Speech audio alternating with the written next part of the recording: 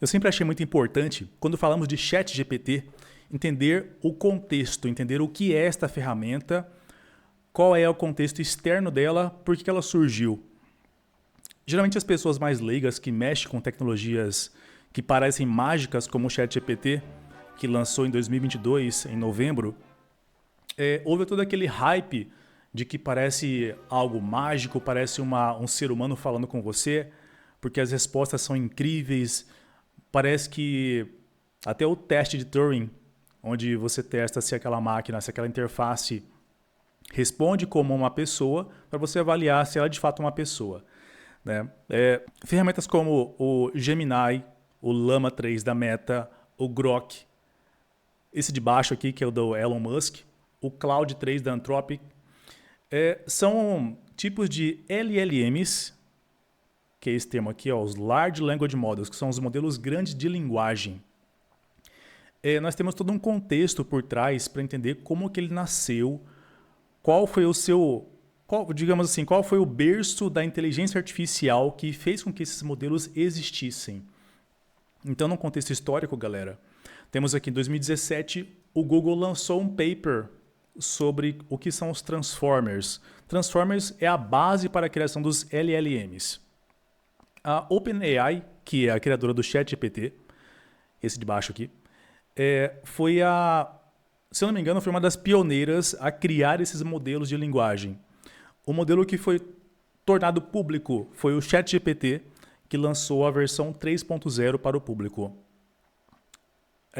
Essa versão, ela disponibilizou para as pessoas, tanto os leigos quanto os que entendiam como funcionava uma inteligência artificial, todos ficaram um pouco assim assustados com esse grau de parecer um ser humano falando com você.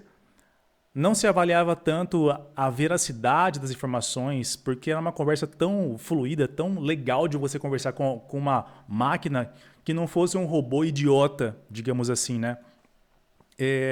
Então, assim, o GPT 3.0 foi até se eu não me engano, foi um tipo de jogada de marketing, um tipo de jogada da própria OpenAI para que ela aprimorasse o seu modelo. Aí temos uma parte um pouco mais técnica, que é em relação a separar o que é treinamento do que é inferência. Quando um modelo de linguagem do tipo LLM é treinado, ele passa por diversas modelagens, diversos alinhamentos de acordo com as regras éticas e morais, e enfim, todos aqueles termos do NSFW, vou colocar embaixo aqui para vocês. Então, assim, existe toda uma necessidade de alinhamento técnico, alinhamento moral, legal, que você precisa seguir com esse modelo, porque ele é treinado com base em diversos documentos da internet que podem ter conteúdo que não é necessariamente, digamos assim, que segue as normas éticas, morais e legais do nosso mundo, certo? Esse vai ser um tema um pouco mais para frente do vídeo, mas agora eu quero voltar um pouco no contexto histórico de como funciona a inteligência artificial como um todo. Primeiro eu vou me apresentar, eu sou o Marcel, trabalho com tecnologia há cerca de 13 anos, comecei com programação PHP, banco de dados MySQL e nos últimos 8 anos eu comecei a mexer com a linguagem C# e banco de dados SQL Server para trabalhar com pipelines de ETL, extração, transformação e carga de dados em banco de dados SQL Server. E nos últimos 5 anos trabalhei mais com linguagem Python e pipelines um pouco mais elaborados para extração de dados, um pouco mais performáticos. E também, nesses últimos 5 anos, estudei bastante sobre inteligência artificial com a linguagem Python, mais especificamente na área de Machine Learning. É uma etapa um pouco antes do Deep Learning e dos LLMs. Tá? Então, voltando aqui no nosso contexto histórico de como funciona, de como que a IA veio surgindo ao longo do tempo, né? Como que foram as primeiras etapas, como foram os primeiros estudos. O ponto inicial que eu entendo como o ponto mais importante foi o Perceptron, na década de 60, onde foi criada Para fins de didática, para não criar algo muito técnico, muito embasado, assim, muito difícil de entendimento, eu criei alguns exemplos aqui embaixo também de imagens para que vocês tenham uma noção do que esse modelo era capaz de fazer na sua época. Então o Perceptron, ele é como se fosse um tipo de neurônio único que recebe instruções, recebe inputs, recebe entradas de dados e tem uma saída que é binária, que pode ser 1 ou 0. Ela não tem nuances, ela não é uma saída contínua. É uma saída discreta que é somente de 2 valores. Então aqui como exemplo nós podemos ter a caixa de spam do seu e-mail. É um tipo de classificação binária que pode ser classificada, pode ser resolvida por um classificador do tipo Perceptron, que é um neurônio único que recebe várias entradas e uma saída que pode ser 1 ou 0. Passando mais para frente, na década de 80, começamos o Machine Learning, que temos 2 modelos principais, não somente eles, mas o de classificação e o modelo de regressão. Vamos começar pelo modelo de classificação, que neste exemplo aqui é uma classificação que envolve um banco de dados que é um tipo de Hello World. É um tipo de código de entrada para quem quer aprender inteligência artificial usando Machine Learning. Você começa com um problema que é chamado distinguir qual é o número que foi escrito manualmente. Então, nós temos um banco de dados de imagens, que esse aqui é um exemplo deles, que possui as numerações de 1 a todos os 10 números, e você precisa classificar qual é esse número que a pessoa escreveu. Então, esse aqui é um exemplo de classificação, usando Machine Learning. E temos também um exemplo de regressão, onde neste exemplo aqui é você poder calcular quanto vale uma casa de acordo com as suas características. Com a sua localidade, de acordo com o seu tamanho, quantos banheiros ela tem, quantos quartos, tamanho da cozinha, tipo de construção. Aqui você vê que é uma casa que não é somente grande, né? Ela também tem umas janelas bem que parecem ser um pouco mais caras do que essa janela simples aqui da direita, da esquerda. Então, ela consegue capturar essas nuances desses dados e predizer o valor de uma casa de acordo com esses parâmetros, essas features. Então, nós temos um exemplo aqui de regressão, onde você precisa calcular de acordo com uma linha imaginária reta, que você coloca alguns valores de exemplo para este modelo aprender e, com isso, ele consegue entender os próximos valores. Você consegue colocar novas casas para que ele possa avaliar neste modelo. Passando mais para frente aqui, nós temos na década de 90, nós temos aqui os modelos não supervisionados, os Unsupervised Learning. Temos aqui o algoritmo de clustering, que eu acho que é bem interessante, que nesse caso aqui você percebe que, vamos imaginar que você não esteja enxergando as cores. Você percebe que são agrupamentos de bolinhas que estão em 2 eixos, em 2 dimensões, e que o modelo tem uma tarefa que é tentar separar em clusters, separar em grupos que são correlatos pela distância entre eles. Então essa aqui é uma técnica chamada clustering, onde o modelo precisou separar em 3 grupos as bolinhas que ele está enxergando. Aqui nesse modelo aqui é um exemplo onde ele separou em 3 grupos, por linhas que nós dedutivelmente conseguimos separar aqui visualmente, né? Que possui de fato esses 3 grupos. Se você pedir para ele separar em 4 grupos, ele consegue fazer também. Porém, depende do seu modelo de negócio. Nesse caso aqui, vamos imaginar que seja um modelo de negócio onde é preciso buscar clientes por dados demográficos. Por exemplo, faixa etária, tipo de jogo que a pessoa gosta de jogar, tipo de, vamos supor, seja uma pessoa que virou mãe recentemente e está buscando no mercado produtos que são específicos para bebê, por exemplo, né? Então você consegue criar alguns clusters de agrupamentos por pessoas que têm uma correlação daquilo que ela busca naquele estabelecimento, por exemplo. Temos também o tipo de algoritmo que é um dos tipos dos não supervisionados, que é o algoritmo do a priori, que é um tipo de carrinho de mercado, onde a pessoa faz as suas compras E se a pessoa tiver uma recomendação prévia sobre aquilo que ela precisa comprar, ela possivelmente ela vai ter estatisticamente mais chance de comprar mais coisas nesse mercado. Por exemplo, você costuma, um caso bem famoso, que eu não lembro quando foi que aconteceu isso, esse estudo, que verifica que quando um pai de família que tem um filho pequeno e precisa comprar algumas coisas no mercado, eles geralmente costumam colocar as cervejas próximos das fraldas. Então, por quê? Porque geralmente eles notaram esse padrão no consumo desses pais, que é comprar a cerveja, pegar a fralda e ir embora para casa. E comprar talvez um carvão, uma carne. Então, assim, são itens que deixam um pouco mais próximos um do outro, porque virou uma rotina essas pessoas pegarem esse tipo de coisa. Então, quando você vê um mercado que tem as posições das coisas no mercado que você acha que foram colocadas por achismo, não foi. Teve todo um estudo por trás para poder avaliar, deixar mais fácil para o cliente pegar as coisas que ele precisa e encher mais o carrinho. Então, assim, vai ter mais vendas naquele mercado. Perceba que esses dois algoritmos, esse a priori e o clustering, são algoritmos que são do tipo não supervisionados, mas eu não expliquei o que significa não supervisionado. É um tipo de algoritmo em que ele consegue detectar padrões nos dados sem que tenha uma pessoa para ditar as regras para ele. Ou seja, ele cria por si próprio as regras, sem saber como o jogo funciona. Entende? Então, assim, ele vai conseguir se modelar e se ajustar sem ter um enviesamento, sem ter alguém que vai ditar alguma coisa que pode tornar tendencioso aquela informação. Então, achei bem interessante essa evolução aqui, década de 90.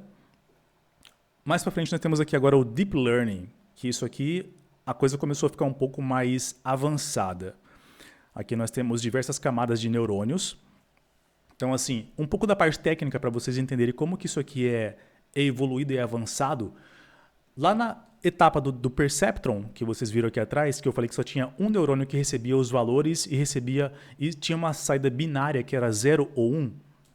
Então, agora imagina que isso aqui, além de ser vários neurônios, são várias camadas também. Ou seja, os dados trafegam não somente horizontalmente, mas também verticalmente.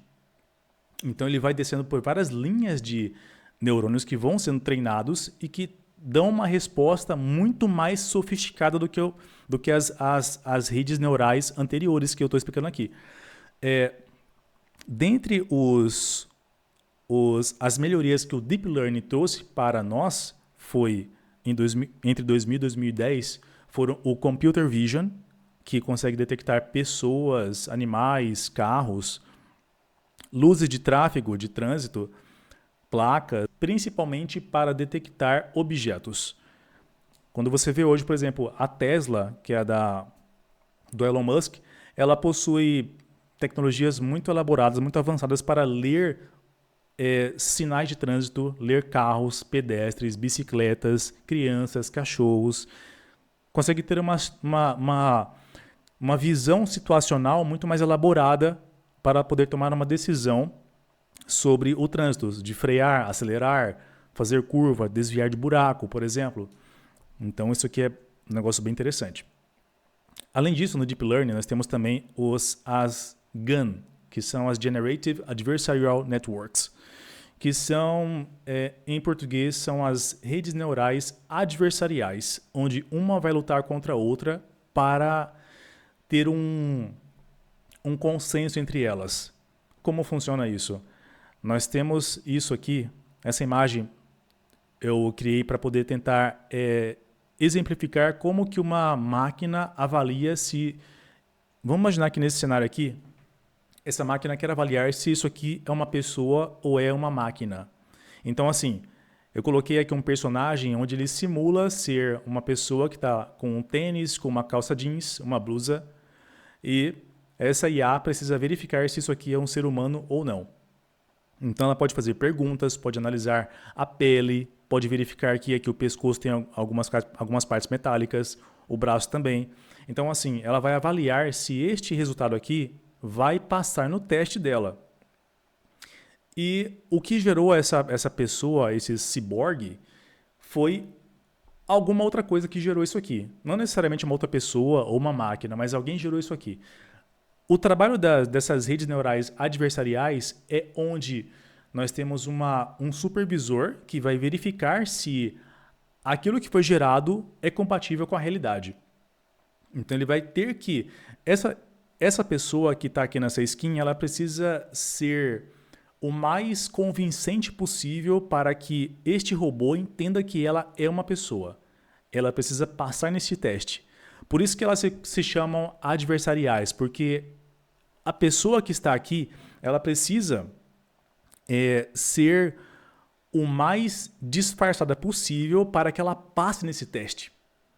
Ela precisa demonstrar o máximo possível para este robô, para falar assim, não, sim, eu sou uma pessoa. E o robô vai analisar essa pessoa, vai analisar a sua forma de falar, a sua forma de se mexer, a sua pele, a sua forma de olhar, as suas respostas, o seu pensamento. Então, assim, ela vai te analisar.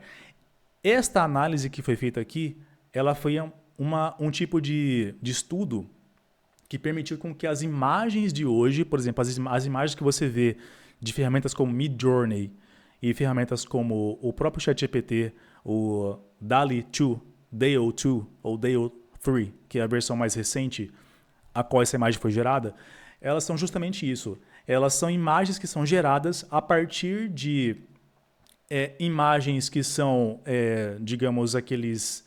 Sabe aquela televisão que você vê aquele chiado de canal fora do ar? É como se fosse aquilo ali. Então, quando você faz a partir daquela imagem, você começa a gerar uma imagem que parece realidade, no começo do treinamento vai parecer algo que é muito fora do real, muito assim, cara, isso aqui não tem como ser real isso aqui. Mas só que essas inteligências artificiais começaram a melhorar a tal ponto que começou a aparecer que é algo real. Por exemplo, essa imagem aqui, se essa pessoa, se esse cyborg fosse feito com uma skin de pessoa, de fato, você até pensaria, poxa, essa foto aqui é possivelmente real. Então, assim, é como se fosse uma IA que tivesse que melhorar o seu output, a sua saída, para que uma outra IA pudesse avaliar ela de forma condizente, dizendo assim, ó, sim, a imagem que você gerou, de fato, é a realidade. Vamos imaginar que quero gerar uma imagem de um carro.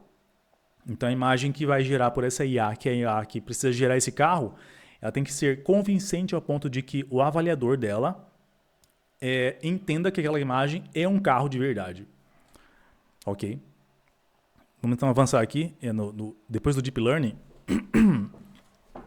nós temos agora a próxima etapa, que são o que nós temos hoje, onde você está aqui. Ó, você está aqui. Nessa nova era aqui dos LLMs, dos Large Language Models. Isso aqui é depois, tá, galera? Essa era do AGI aqui vai ser uma etapa para depois. Então temos aqui como os exemplos o ChatGPT, o Gemini, o Llama, o Grok, o Claude 3 e o Grok. Não confundir o Grok, esse aqui de preto, ele é o Grok do Elon Musk. Tá? Esse Grok aqui de cima é uma outra iniciativa que envolve também o hardware, as peças que fazem a inferência do modelo. Tá? A inferência do modelo é quando você envia um prompt e ele te dá uma resposta. Isso é inferência. É quando o modelo lê o seu questionamento e te dá uma resposta. Foi uma etapa onde a máquina, a CPU, processador, memória e a placa de vídeo, que depois eu vou explicar para vocês por que a placa de vídeo entra nesse contexto, mas ela também é crucial tanto no treinamento quanto na inferência. Então aqui avançando agora para AGI, que é uma etapa posterior. Então assim, voltando no contexto do que nós estamos hoje, as LLMs, elas têm um potencial para gerar uma próxima geração de inteligências artificiais chamadas AGI, que é Artificial General Intelligence. Então nós temos uma inteligência artificial geral. Essa nova era da AGI, na minha visão, vai ser construída com base nas LLMs. Por que isso? Hoje em dia nós temos alguns agents, alguns agentes que estão sendo criados para fazer tarefas específicas, tarefas nas quais eles são especialistas. E de que forma isso pode ajudar na criação do AGI? AGI, só para vocês terem um contexto, é como se fosse um ser humano médio que tem a capacidade de fazer tarefas comuns do dia a dia. Consegue abrir um notebook, consegue abrir uma planilha do Excel, por exemplo, consegue fazer um café, consegue enviar um e-mail, certo? Não estou falando em relação a API, não estou falando em relação à programação em si, em relação a você abrir um código em Python, escrever uma conexão com o seu servidor de SMTP e enviar um e-mail. Não. Estou dizendo um robô conseguir abrir uma máquina, conseguir abstrair informação da tela, conseguir mexer o mouse, conseguir manipular a sua máquina como se fosse uma pessoa de verdade. Entende? Isso somente no contexto da tecnologia, tá? Imagina que a AGI consegue também abstrair termos da área de física, biologia. Então, assim, pro meu contexto aqui, pro meu jargão de termos, seria como se fosse realmente um robô, uma inteligência que consegue entender o que está acontecendo naquele ambiente e consegue resolver problemas de forma como se fosse um ser humano.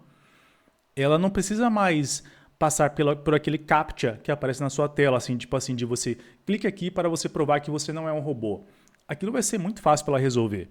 Aqueles probleminhas de você arrastar na tela uma bolinha para você colocar numa posição específica para você provar que você não é um robô. Também é uma tarefa relativamente fácil para uma IA da era do AGI resolver. Então, assim, isso aqui, galera, foi só um contexto geral para vocês entenderem que os LLMs não nasceram em 2022, e nem 2020, e nem em 2000. Nasceram na década de 60 com a inteligência artificial. Isso aqui tudo foi uma base para que cada um dos passos posteriores pudesse aprimorar. Nós, até hoje, usamos a computação clássica, que envolve CPU, memória, GPU. Tudo bem que a Grok está criando um tipo de infraestrutura, um tipo de hardware que é um pouco mais elaborado. Uma tecnologia que, sinceramente, eu não conheço como funciona a fundo. Um dos youtubers me respondeu que o criador da Grok, com Q, foi uma das pessoas que trabalhou na Google para criar as TPU, que é um tipo de GPU específica para cálculos matriciais de Deep Learning. Então, assim, já sabemos que é um negócio um pouco mais elaborado. Mas por que eu falei em relação à computação clássica? Porque nós temos hoje em dia também os avanços na computação quântica, né?